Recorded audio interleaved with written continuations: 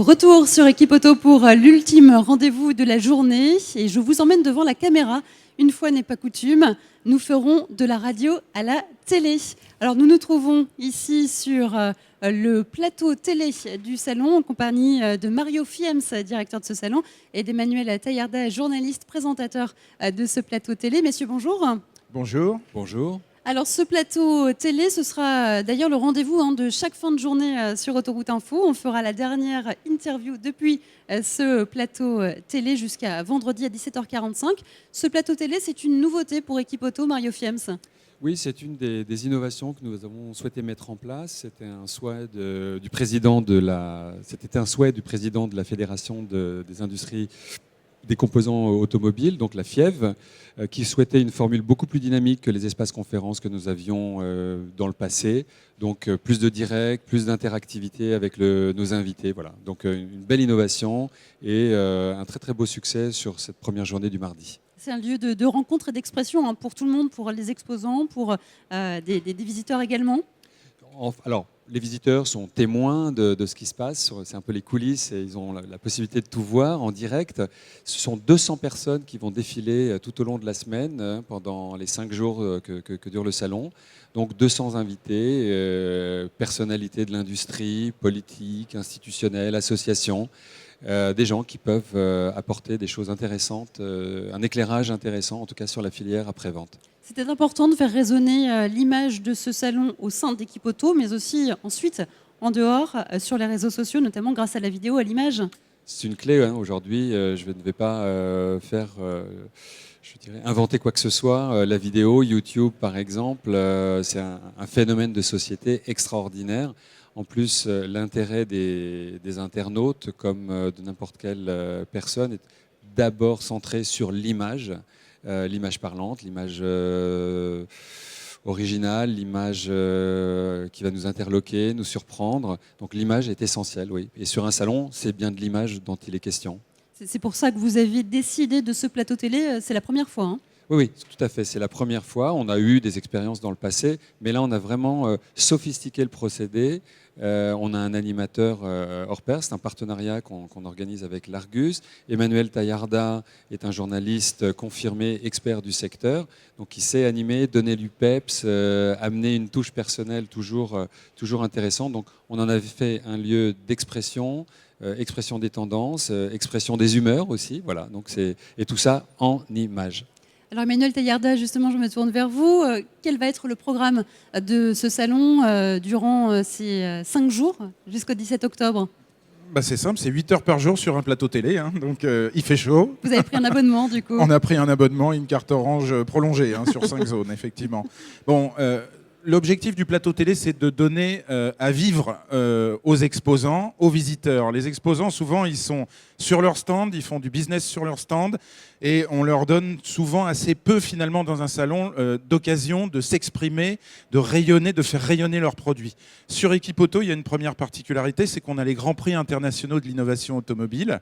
Donc ça parle à tout le monde, ça leur parle à eux, parce que ça les récompense, mais ça parle à nos visiteurs professionnels, qui sont souvent des garagistes, des agents automobiles, des carrossiers, des contrôleurs techniques, des sociétés de lavage, tous ces professionnels que les auditeurs d'Autoroute Info connaissent et rencontrent dans leur quotidien, finalement, enfin on l'espère le moins souvent possible, sauf pour laver la voiture, le plus souvent possible. Mais les innovations doivent rayonner. Elles peuvent rayonner jusqu'aux réparateurs, jusqu'à ceux qui utilisent les composants et qui les font rayonner auprès des consommateurs finalement en les installant sur les véhicules. Voilà.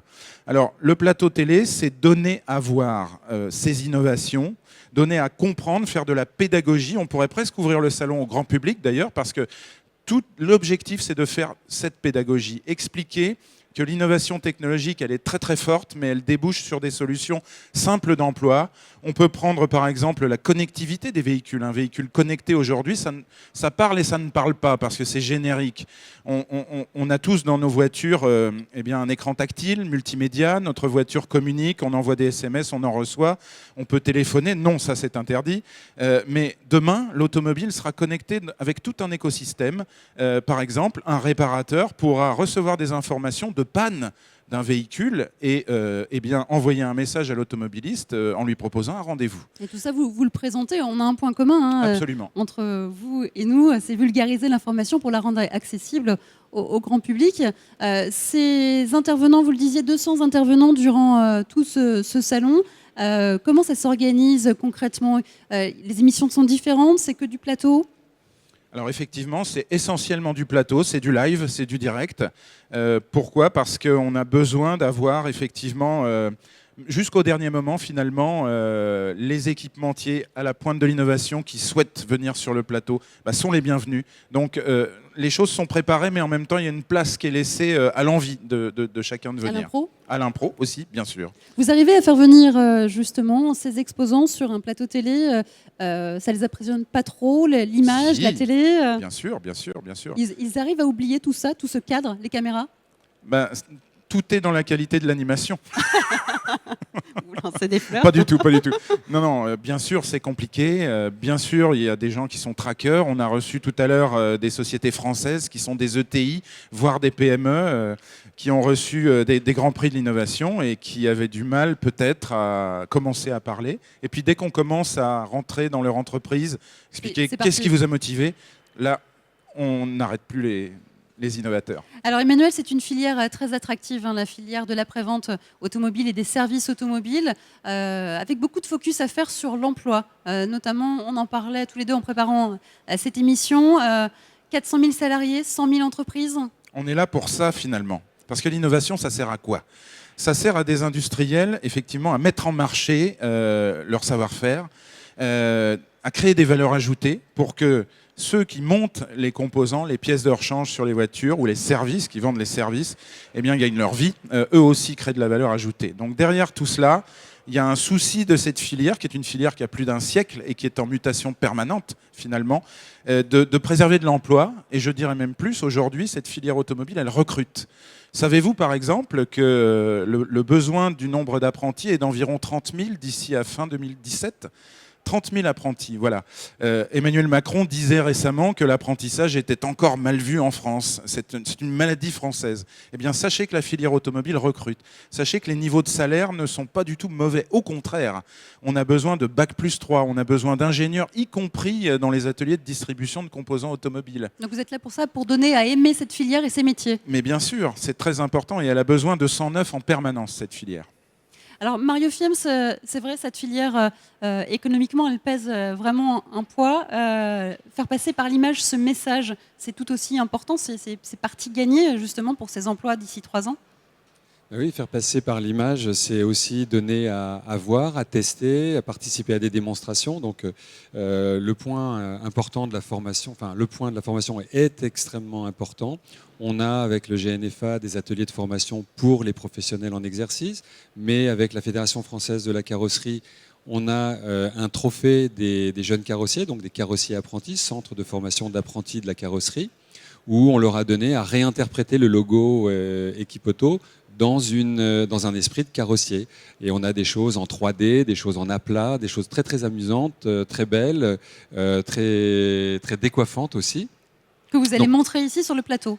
Alors, elles seront montrées sur le stand malheureusement, mais on pourra, vous nous donnez une idée, on demandera au président de la FFC de venir au moins avec la réalisation du CFA, donc Centre de formation des apprentis lauréats. C'est avec plaisir. Voilà, nous aurons au moins un lauréat et nous montrerons sa réalisation.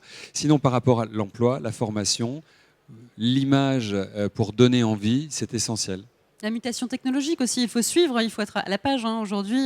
Ça va image. très très vite, donc on peut tester. Nous avons à côté un village de start-up qui nous donne à voir aussi là des choses extrêmement originales, des choses qui sont déjà développées souvent, mais encore peu connues, donc des jeunes entreprises qui cherchent du financement et des jeunes entreprises qui cherchent tout simplement des marchés. Et donc les visiteurs professionnels qui sont dans les allées pourront voir, constater, rencontrer ces jeunes entreprises, ces jeunes pousses, échanger, dialoguer et voir dans quelle mesure, moi, entreprise déjà établie, je n'ai pas quelque chose à faire avec cette petite pépite que je viens de découvrir sur Equipauto. Alors, Emmanuel Taillarda, rapidement, parce qu'on est bientôt à la fin de ce quart d'heure, il y a différentes formes d'émissions ici, des journaux, des chroniques, ça prend des aspects complètement différents. Oui, alors bien sûr, on a des journaux de JT quotidien, donc vous êtes bien sûr présente dans celui de l'après-midi. On a des conférences sur l'innovation qui sont animées par Laurent Maillot, qui est un journaliste expert de la filière automobile. Exemple, la voiture connectée, donc exemple de conférence sur l'innovation, et les conséquences de la voiture connectée sur les ateliers de réparation, c'est-à-dire comment créer un pont entre cette économie digitalisée finalement et la réalité du business d'un réparateur automobile dans son atelier. Les conséquences sont toutes importantes, en tout cas pour demain. On a aussi choisi de faire un focus sur le véhicule d'occasion, parce que évidemment, dans des ateliers, ce qu'on répare, ce n'est pas des voitures neuves, c'est des voitures d'occasion. Et c'est une diversification pour les professionnels, à condition justement de devenir des professionnels de ce métier-là, parce que le véhicule d'occasion, ça ne s'invente pas. Il y a une vraie technicité. Donc 5 conférences sur 5 émissions sur le véhicule d'occasion, et puis des émissions essentielles sur des sujets d'actualité, comme par exemple l'évolution du contrôle technique. Le contrôle technique est parfois décrié. On obtient son PV de contrôle technique, on vend sa voiture et puis on est rappelé par celui à qui on a vendu parce qu'il y avait quelque chose qui ne fonctionnait pas. Alors pourquoi ? Parce qu'effectivement, le contrôle technique peut évoluer vers un peu plus d'interprétation des défauts du véhicule. Ce n'est pas gagné, il y a une directive européenne et justement, on est en train d'essayer de la transcrire en France. Le prochain rendez-vous, c'est pour quand ? Demain matin ? Demain matin, effectivement. Donc, après le journal d'ouverture, on aura une conférence sur l'innovation consacrée à la voiture connectée. On aura une émission sur le véhicule d'occasion. Et puis, on aura cette fameuse émission sur le contrôle technique. Voilà.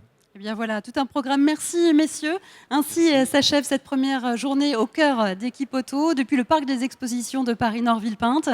Nous aussi, nous nous retrouverons demain matin dès 9h45. Une émission à retrouver sur la chaîne YouTube d'Équipe Auto et sur Autoroute Info, bien sûr. Je vous souhaite un très bon début de soirée. À bientôt.